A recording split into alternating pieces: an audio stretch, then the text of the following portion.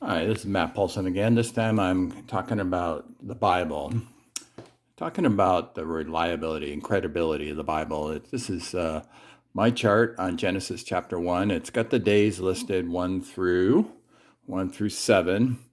And just wanted to go through these things because this is a miracle. The Quran says it's a miracle because it's mentioned day 365 times, and I don't understand.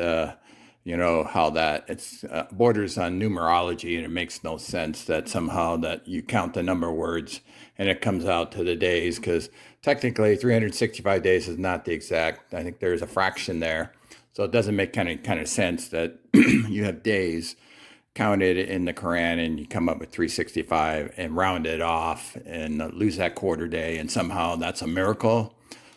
This is a miracle. So I wanted to show you in Genesis chapter 1, there's 6 days of creation. The seventh day is where God rests. And if you look at the Hebrew word, is actually where God ceases creation. The creation process stops. But here in Genesis chapter 1, verse 1, it says God created the heavens and the earth. Now, this is how science actually sees the creation of the world, of our universe, the cosmos. It is the heavens first and then the earth. And that's the way this thing progresses.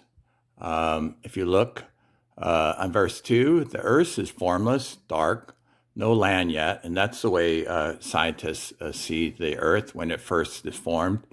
And if you look at the rest of the verses, if you look at the speaker as a person that's standing on the face of the earth, this is what he would see. It says light emanates from the sun, and and God says, "Let there be light." And this is light in the universe. It's not light on the ground and earth. And then we have day and night, so that's the rotation of the earth. Verse 6, the water is actually vapor, and it's above the firmament. So that kind of makes sense. The stars in the heaven do not appear on the face of the earth. It's dark sky, and that's what the Bible says. In day 3, we have water and land become separate, and then we have grass and fruit trees, and the sun and the moon are orbiting. So that's what verse 12 says. So that happens on the third day. And in verse 17, we see that light hits the face of the earth, and the vapor canopy dissipates. And this is what we see on day 4 in the Bible. In day 5, we see that animals and creatures and insects are being created. On day 6, we see man is created. God made them male and female, and that's exactly how science sees the creation of the world. So in paganism, they have all these different creation stories. We have, I did research about the same time that the Bible was written in the Torah by Moses in 1500 BC. We see these different things happening in creation, and we see that the gods created, they created through war. Man is there, female is there, cut in half. That's a strange way of creation. And then heaven and earth are created. There's one story has a fish man created from blood and bones, birth of gods, dragons, new gods, Mamu, Aspu, Temet, E, Damakai, Anshar, Gaga, Lamu, Lamumu, Kingu, angel of death, Tigris, Euphrates, rivers are created. 7 tablets were part of creation. Permanence of matter.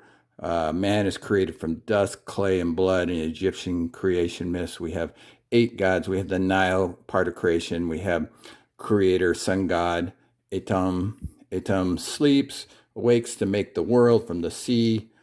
All these are common elements. Sea, chaos, lotus flower, Nile, gods, Ra, Phalan, beetle, human child. That's all part of paganism.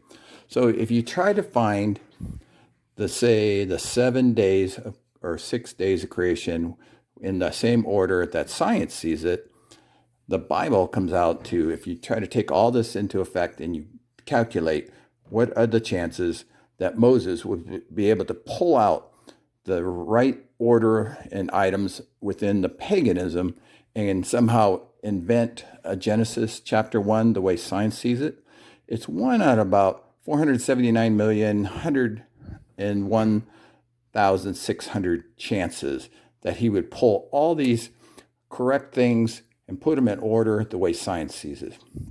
We have all the heavens being created exactly the way science sees it today.